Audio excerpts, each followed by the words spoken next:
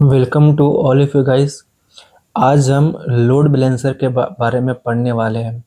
हम लोगों ने पिछला वीडियो हम लोगों ने पढ़ लिया था, जिस पर हम लोगों ने पढ़ा था कि स्केलिंग के बारे में, वर्टिकल स्केलिंग और हॉरिजॉन्टल स्केलिंग के बारे में। और मैंने ये बताया था कि जब हम हॉरिजॉन्टल स्केलिंग करते हैं तो हम वहाँ पर लोड बैलेंसर को इंट्रोड्यूस किया जाता है। ठीक है, तो आइए हम आज लोड बैलेंसर के बारे में पढ़ने वाले हैं। ये हमारा लेक्चर 4 होने वाला है HLD सीरीज का। को देखिए, सबसे पहले हम प्रॉब्लम को समझते हैं। अब प्रॉब्लम को समझने के बाद ही हम समझते हैं कि लोड बैलेंसर का यूज क्यों किया जाता है और कैसे लोड लोड बैलेंसर काम करता है, और भी कई सारी चीज़ें। ठीक है, देखिए, जब आपका एप्लीकेशन ग्रो करता है और आप हॉरिजॉन्टल स्केलिंग यूज करते हो, मतलब मल्टीपल सर्वर ऐड कर देते हो, तब एक नई प्रॉब्लम सामने आती है। प्रॉब्लम ये होती है कि यूजर की रिक्वेस्ट किस सर्वर पर जाएगी। जैसा कि मैंने बताया था कि मेरे पास अभी ये क्या है, सर्वर। अभी ये सर्वर क्या है, वन। सर्वर क्या है, एक प्रकार का कंप्यूटर ही है बस। इसमें सीपीयू होगा, इसमें रैम होगा, इसमें मेमोरी होगा। अब यहाँ से ब्राउज़र से रिक्वेस्ट आ रही है, ठीक है, ब्राउज़र से रिक्वेस्ट आ रही है, ठीक है। अब ब्राउज़र से जब रिक्वेस्ट आ रही है तो तुम मानिए कि आप बिग बिग बिलियन डे के दिन समझिए आप ये, ठीक है। अब 10 लाख यूज़र आ रही है। और जब 10 लाख यूज़र अगर आ रही है और एक ही सर्वर पर अगर लोड जाएगा तो सर्वर क्या हो जाएगा, क्रैश। तो इसलिए हम करते हैं हॉरिजॉन्टल स्केलिंग। तो हॉरिजॉन्टल स्केलिंग में हम लोग क्या करते हैं, हम लोग अलग अलग सर्वर हम लोग बनाते हैं। मैंने 4 सर्वर मैंने बनाया। इसको नाम दिया सर्वर 2, इसको सर्वर 3, इसको सर्वर 4। अब CPU रैम है, ठीक है। अब देखिए, यहाँ से 10 लाख अगर यूज़र आ रहे हैं, तो यूज़र आ रहे हैं तो कोई ना कोई तो बीच में ऐसा होगा जो इसको क्या करे, डिस्ट्रीब्यूट करे। हमारे रिक्वेस्ट को जो आ रहा है वो इसको क्या करेगा, क्या करेगा, डिस्ट्रीब्यूट करता है। अब वो भी कैसा, इवनली डिस्ट्रीब्यूट मतलब ऐसा डिस्ट्रीब्यूट करता है कि एक सर्वर पर ज़्यादा लोड ना आए, सबको इक्वल इक्वल लोड जाए। तो इसीलिए हम यहाँ पर जितने भी जो रिक्वेस्ट जो आ रही है, बीच में हम क्या इंट्रोड्यूस करते हैं, लोड बैलेंसर। ये क्या है, यही क्या है, load balancer. Load balancer as a traffic controller का काम करता है। बस अब इतना अभी समझिए, लोड बैलेंसर क्या करता है, ट्रैफिक कंट्रोलर का काम करता है कि एक सर्वर पर ज़्यादा लोड ना हो। अगर एक सर्वर पर ज़्यादा लोड अगर हो जाएगा तो हमारा सर्वर क्या हो जाएगा, क्रैश। इसीलिए हम हॉरिजॉन्टल स्केलिंग करते हैं और लोड बैलेंसर का यूज़ करके हम सभी रिक्वेस्ट को अलग अलग अलग अलग सर्वर पर भेजते हैं। आई होप आपको समझ में आया होगा। इसका यूज है लोड, इसी को बोलते हैं लोड बैलेंसर। तो अगर सभी यूजर एक ही रिक्वेस्ट पर सर्वर जाएगी तो सर्वर क्या हो जाएगा, ओवरलोड। तो इसीलिए हम सर्वर्स को हम हॉरिजॉन्टल स्केलिंग करके और लोड बैलेंसर को इंट्रोड्यूस करके इस प्रॉब्लम को सॉल्व करते हैं कि हमारा जो ट्रैफिक है वो एक एक सर्वर पर ना आए, अलग अलग सर्वर पर आए। अब लोड बैलेंसर एक ऐसा कंपोनेंट है जो इनकमिंग रिक्वेस्ट को मल्टीपल सर्वर के बीच डिस्ट्रीब्यूट करता है। और जब ये डिस्ट्रीब्यूट अगर करता है तो उसके पास कुछ एल्गोरिदम है। कुछ उस एल्गोरिदम के मदद से ही वो जो हमारा जो लोड बैलेंसर है वो हमारे ट्रैफिक को डिस्ट्रीब्यूट किया जाता है, ठीक है। और अगर मैं सिंपल शब्दों में अगर मैं इसको बोलूं कि लोड बैलेंसर एक ट्रैफिक पुलिस की तरह काम करता है, और ये भी मुझे मुझे बताता है कि कौन सा राउट्स पर मुझे भेजना है। जैसे कि अगर मैंने ये प्रोडक्ट्स का मैंने राउट्स मैंने मेरा सर्वर है, ये मेरा ऑर्डर का सर्वर है, ये मेरा कार्ड डिटेल्स का सर्वर है, ये मेरा पेमेंट का सर्वर है। तो लोड बैलेंसर ये भी चेक बताएगा कि अपकमिंग जो रिक्वेस्ट है क्या वो पेमेंट वाली है तो पेमेंट वाला के पास भेज देगा, क्या ये ऑर्डर की रिक्वेस्ट है तो ऑर्डर वाले सर्वर पर मुझे भेजेगा। अगर ये कार्ड वाला अपकमिंग जो रिक्वेस्ट है क्या वो कार्ड डिटेल्स के बारे में तो कार्ड वाले सर्वर पर मुझे भेजेगा। ये भी काम करता है लोड बैलेंसर का।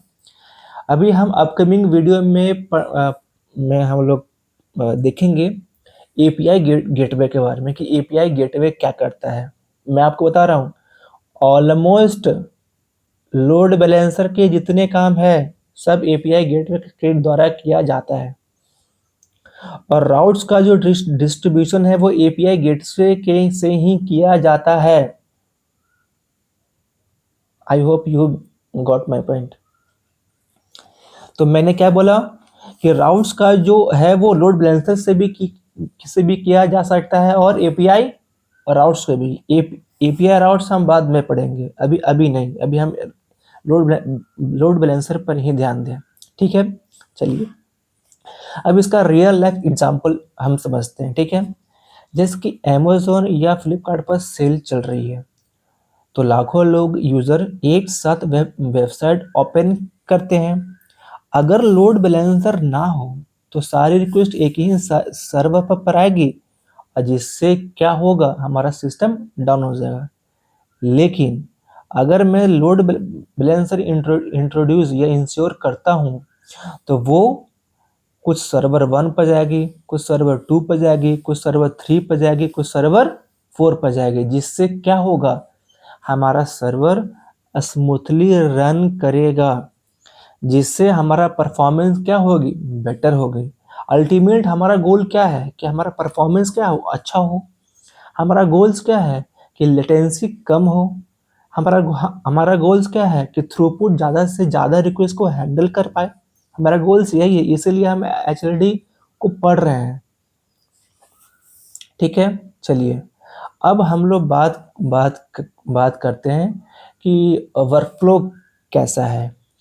जैसे कि अगर हम बात करते हैं कि लोड बैलेंसर इस वर्किंग फ्लो की जब हम यूजर ब्राउज़र से रिक्वेस्ट भेजता है तो वो डायरेक्टली सर्वर पर नहीं जाता है। कहाँ जाता है पहले लोड बैलेंसर पर।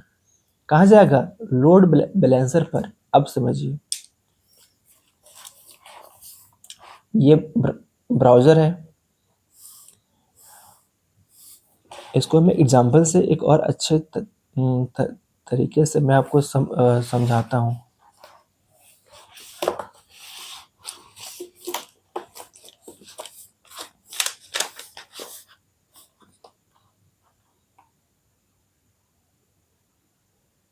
ये हमारा क्या है ब्राउज़र। ठीक है, अब देखिए ब्राउज़र से अगर कोई भी रिक्वेस्ट अगर आती है तो सबसे पहले वो कहाँ जाता है डीएनएस के पास। कहाँ जाता है डीएनएस के पास। ब्राउज़र से अगर कोई भी रिक्वेस्ट आया, ब्राउज़र से मैंने कोई भी वेबसाइट मैंने ओपन किया amazon.in या amazon.com, तो वो सबसे पहले कहाँ जाएगा डीएनएस के पास। कहाँ जाएगा डीएनएस के पास। डीएनएस को बोलते हैं डोमेन नेम सिस्टम। ये क्या करता है हमारे डोमेन नेम को आईपी एड्रेस के साथ हैश करके स्टोर करता है। कौन डीएनएस। तो मैंने amazon.in मैंने वेबसाइट ओपन किया तो पहले बार डीएनएस के पास चला गया। अब जो डीएनएस है वो क्या है हमारे सर्वर का आईपी एड्रेस कहीं न कहीं स्टोर करके रखता है हमारा। अभी मान लीजिए कि मेरे पास एक ही सर्वर है तो इस सर्वर का कहीं कहीं आईपी एड्रेस होगा, क्योंकि भाई कहीं ना कहीं ये थर्ड लोकेशन पर हमारा सर्वर कहीं ना कहीं रखा होगा। और हर डिवाइस का एक होता है आईपी एड्रेस। इस आईपी एड्रेस को हमारे डोमेन नेम सिस्टम ने स्टोर करके रखा है। जैसे 12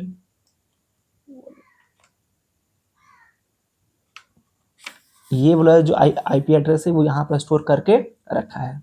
ठीक है, अब मैंने amazon.in किया, डीएनएस के पास गया, डीएनएस ने देखा कि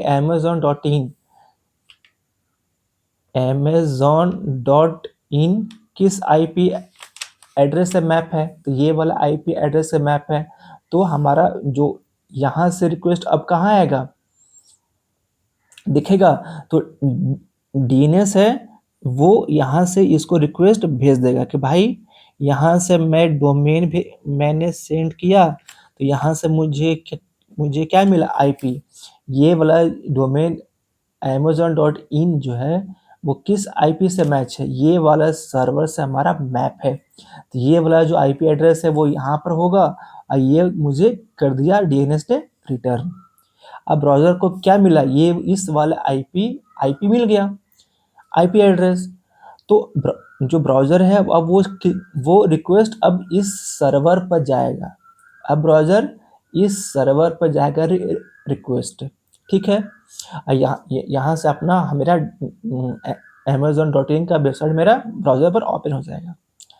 लेकिन अगर 10 लाख या बहुत ज़्यादा अगर यूज़र आ जाते हैं तो हम लोगों ने पढ़ा था हॉरिजॉन्टल स्केलिंग, तो ऐसे ऐसे सर्वर को मैंने क्या कर दिया, हॉरिजॉन्टल स्केलिंग किया। एक ये सर्वर, एक ये सर्वर, एक ये सर्वर, एक ये सर्वर, इसको मैं बोलूँगा सर्वर 1, इसको मैं बोलूँगा सर्वर 2, इसको सर्वर 3, इसको मैंने क्या किया, पहले एक था, अब मैंने 4 सर्वर मैंने बना दिया। अब इसको भूल जाइए, अब मैंने इसी सर्वर का मैंने अपना 4 सर्वर मैंने बना दिया, मतलब कि हॉरिजॉन्टल स्केलिंग मैंने कर दिया। ठीक है, अब बताइए मैंने 4 हॉरिजॉन्टल स्केलिंग किया था, सबका अपना अपना आईपी एड्रेस भी होगा।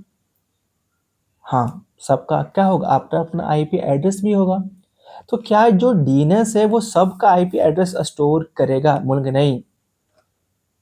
अगर डीएनएस ने सबका आईपी एड्रेस कर लिया तो इसमें प्रॉब्लम हो सकती है, वो हम आगे समझेंगे कि भाई इस डोमेन नेम के साथ हम 4-5 आईपी एड्रेस हम स्टोर मैंने कर दिया, और अगर मान लीजिए कि अभी तो मेरा 10 लाख यूजर आया था तो मैंने हॉरिजॉन्टल स्केलिंग मैंने किया था। अगर मेरा यूजर कम हो गया तो मैं इसको क्या करता हूँ, कम करता हूँ, कंप्रेस करता हूँ, मतलब कि मैं पहले 4 था अब कंप्रेस करके 2 आ गया।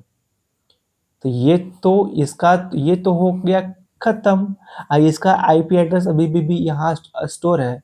जब ब्राउजर यहाँ से रिक्वेस्ट अगर देगा इस आईपी एड्रेस का, तो ये तो आईपी एड्रेस अब एडजस्ट ही नहीं, ये तो सर्वर एडजस्ट ही नहीं कर रहा है, तो ये क्या होगा, अननोन जगह पर रिक्वेस्ट मारेगा।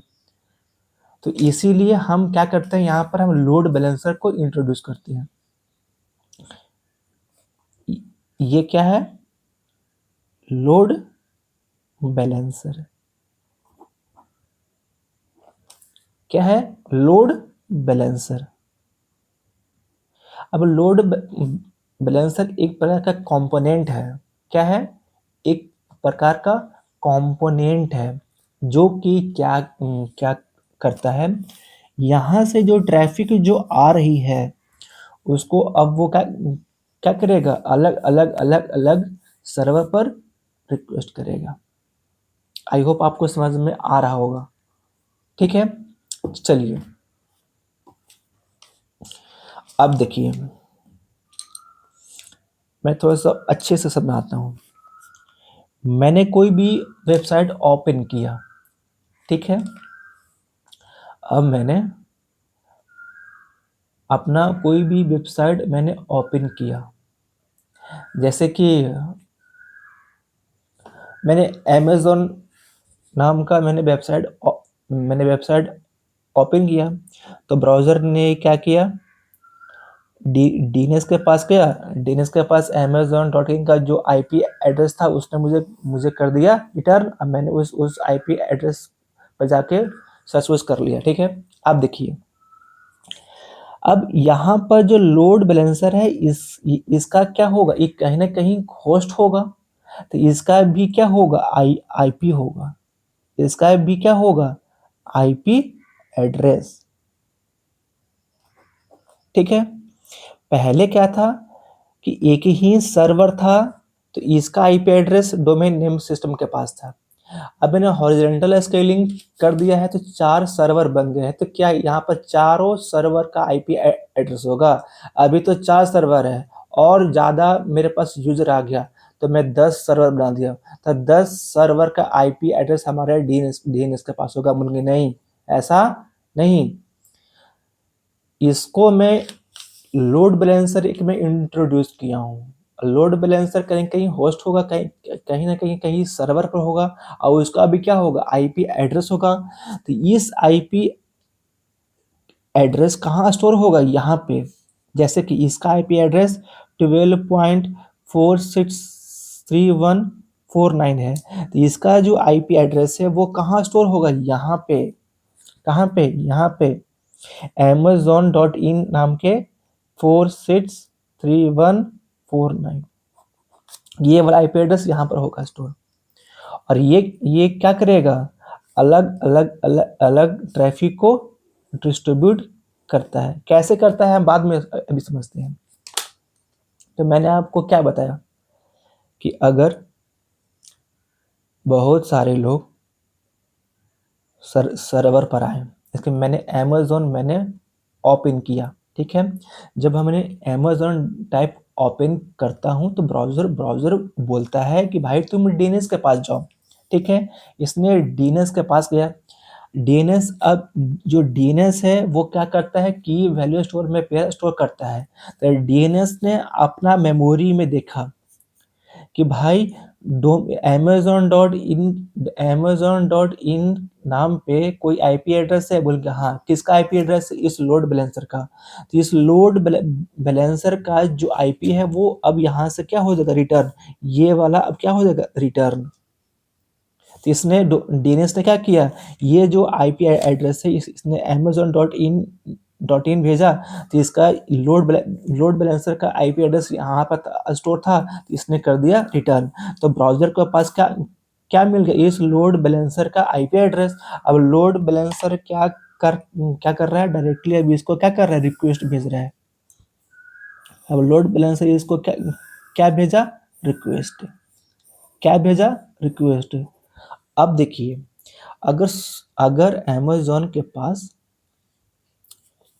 अब इसने रिक्वेस्ट भेजा, ठीक है, आई होप आपको समझ में आ गया होगा। अब होता है, एक चीज होता है सीडीएन, मैंने आपको पहले भी मैंने बताया था। ठीक है, अब एक होता है सीडीएन। सीडीएन, अब जो ब्राउजर है, जो ब्राउजर है, अब मुझे चाहिए कि मैंने कोई भी आईफोन का मैंने प्रोडक्ट मुझे सी करना है अमेज़न पर, कि अमेज़न पर आईफोन का प्रोडक्ट मुझे सी देखना है। तो ब्राउजर सब जो रिक्वेस्ट पहले भेज रहा है, इस रिक्वेस्ट को भेजने से पहले, लोड बैलेंसर को भेजने से पहले, क्योंकि लोड बैलेंसर को पास जाएगा, फिर वो लोड बैलेंसर सर्वर को भेजेगा। अब जो सर्वर है वो डेटा बेस से मुझे ला के देगा, जो कि बहुत दूरी पड़ जाएगा, टाइम ज़्यादा लग जाएगा। उससे पहले जो ब्राउजर है वो क्या करता है, सीडीएन के पास जाता है। किसके पास, सीडीएन के पास। ब्राउजर किसके पास जाएगा, सीडीएन के पास। क्या सीडीएन के पास जो मैं सर्च कर रहा हूँ आईफोन 15, क्या वो सीडीएन के पास अवेलेबल है। सीडीएन के पास मतलब इसमें क्या क्या होता है, स्टैटिक डेटा, मतलब HTML से जावास्क्रिप्ट, इसमें क्या होता है, HTML, JS, CSS, इमेजेस, ये सब किसके पास होता है, सीडीएन के पास। तो पहले ब्राउजर देखेगा कि जो मैं सर्च करना चाह रहा हूँ, जो आईफोन 15 जो मैं मांग रहा हूँ, क्या वो सीडीएन के पास है। अगर है तो यहीं से इसको मिल जाएगा। अगर नहीं है तब वो जाएगा लोड बैलेंसर के पास। कहाँ जाएगा? लोड। अब वो रिक्वेस्ट कहाँ जाएगी? लोड बैलेंसर के पास। कैसे भाई? क्योंकि ब्राउजर ने डीएनएस के पास गया, डीएनएस ने इस की के पास क्या मिला? आईपी एड्रेस किसका? लोड बैलेंसर का। तो लोड बैलेंसर ने इसको दिया, तो ब्राउजर ने इस आईपी एड्रेस पर रिक्वेस्ट किया। अब यहाँ पर इसने किया रिक्वेस्ट। अब देखिए, अब बिग बिलियन डे है, उसमें बहुत सारे लोग आ रहे हैं। तो यहाँ से 10 लाख यूजर आ गए। 10 लाख यूजर आ गए।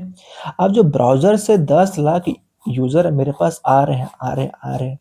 अब लोड बैलेंसर क्या करता है? 10 लाख यूजर को डिस्ट्रीब्यूट करता है हमारे सर्वर के द्वारा, मतलब सर्वर पर।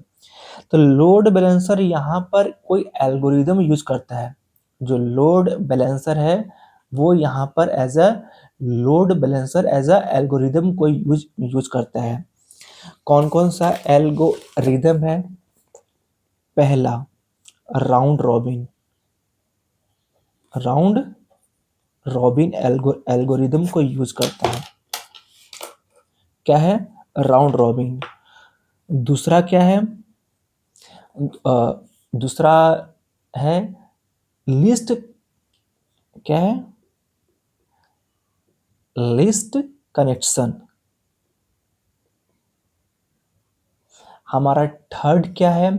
Hash IP. क्या है? IP hash.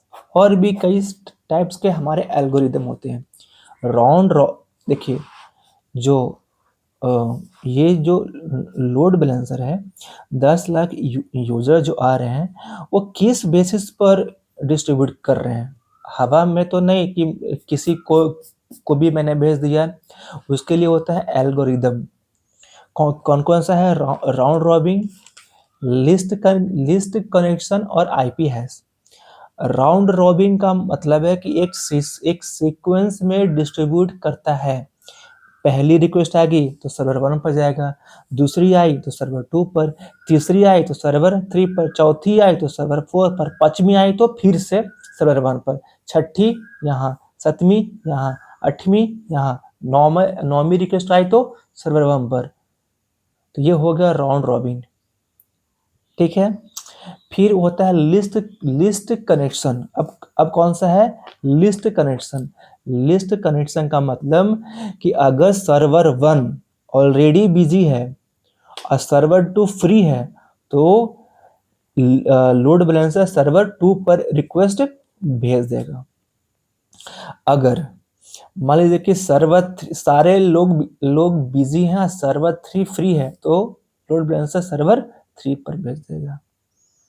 अगर जो कम बिजी है उस पर भेजेगा। अगर सारे लोग बिजी हैं और जो सर्वर 4 है वो कम बिजी है तो इस पर भेजेगा। थर्ड अप्रोच है आईपी हैश। क्या है? आईपी हैश मतलब कि आईपी एड्रेस के बेसिस पर डिसाइड करता है कि रिक्वेस्ट कौन से सर्वर पर जाएगा। समझ में आया? आईपी एड्रेस के बेसिस पर इसको हैश करता है।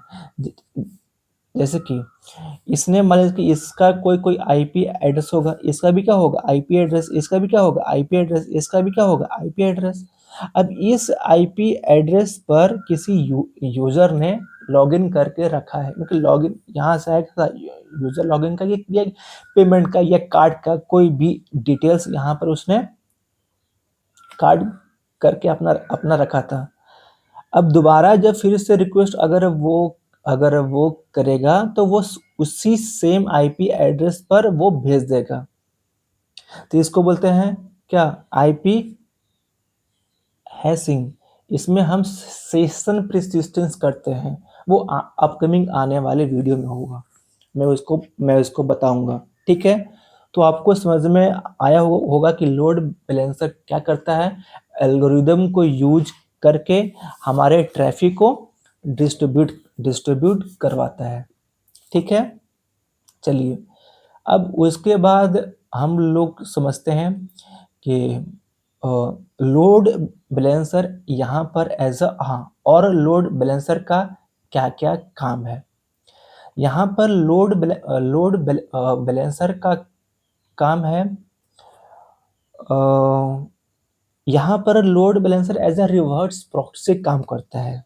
क्या काम करता है? Reverse proxy. लोड बैलेंसर यहाँ पर क्या काम करता है? Reverse proxy. अब रिवर्स प्रॉक्सी क्या है? ये एक नया टर्म क्या आ गया? रिवर्स प्रॉक्सी का मतलब पहले आप अच्छे से समझिए।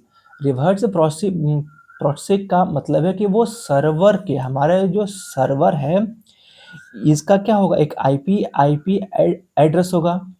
तो हमारा जो जैसे कि हमारा जो सर्वर है, ये इसका होता है प्राइवेट आईडी। सबका क्या होता है? Private ID. क्या होता है? Private ID. तो रिवर्स प्रॉक्सी का मतलब है कि यहाँ से जितनी भी जो रिक्वेस्ट आ रही है, ये रिक्वेस्ट को पता नहीं है कि कौन सा सर्वर के पास मैं जा रहा हूँ, या मुझे रिक्वेस्ट जा रही है। यहाँ से कोई भी रिक्वेस्ट आया तो मुझे उसको ये पता नहीं है कि मैं कौन से सर्वर पर मैं जा रहा हूँ। तो ये जो है, ये जो जितने भी हैं वो बाहरी इंटरनेट से उनका मतलब नहीं रहता है। ये अपने एक प्राइवेट आईपी में ही रहते हैं। समझ में आया आपको?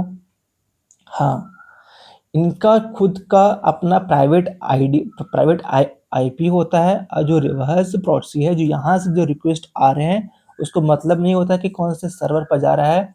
बस उसको मतलब ये है कि हम जो रिक्वेस्ट भेज रहे हैं उसको रिस्पॉन्स करें बस। और रिवर्स जो प्रॉक्सी है, यहाँ से HTTPS रिक्वेस्ट आती है। यहाँ से कौन सी रिक्वेस्ट आती है? ब्राउजर से कौन सी रिक्वेस्ट आती है? HTTPS request. अब इसको करते क्या? डिक्रिप्ट करता है। ये एडवांस हो रहा है। इसको डिक्रिप्ट करता है, और डिक्रिप्ट करके फिर इसको H T T P request में हमारे सर्वर पर भेजता है।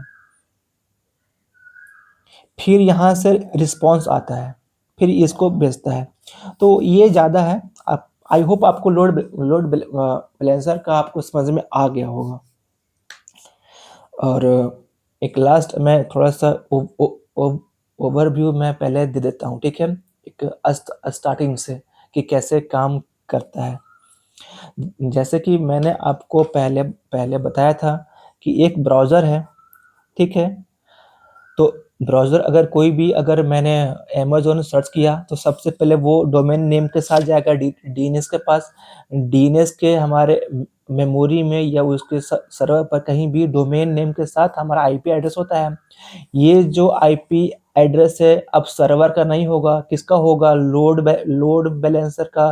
क्योंकि लोड बैलेंसर एक कंपोनेंट है, वो कहीं ना कहीं हमारे सर्वर पर होगा, कहीं ना कहीं किसी थर्ड पार्टी या किसी थर्ड सर्वर पर कहीं कहीं स्टोर होगा, और उसका कोई आईपी एड्रेस होगा। तो ये जो लोड बैलेंसर का जो आईपी एड्रेस है वो यहाँ पर होगा स्टोर।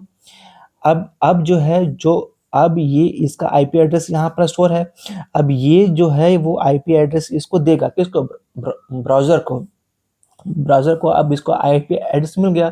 अब जो ब्राउज़र को चाहिए कोई भी प्रोडक्ट को चेक करना या देखना कि मान लीजिए कोई सैमसंग का फ़ोन आया है, उसको देखना, तो ब्राउज़र यहाँ से रिक्वेस्ट मारेगा। रिक्वेस्ट मारने से पहले वो जाएगा सीडीएन के पास।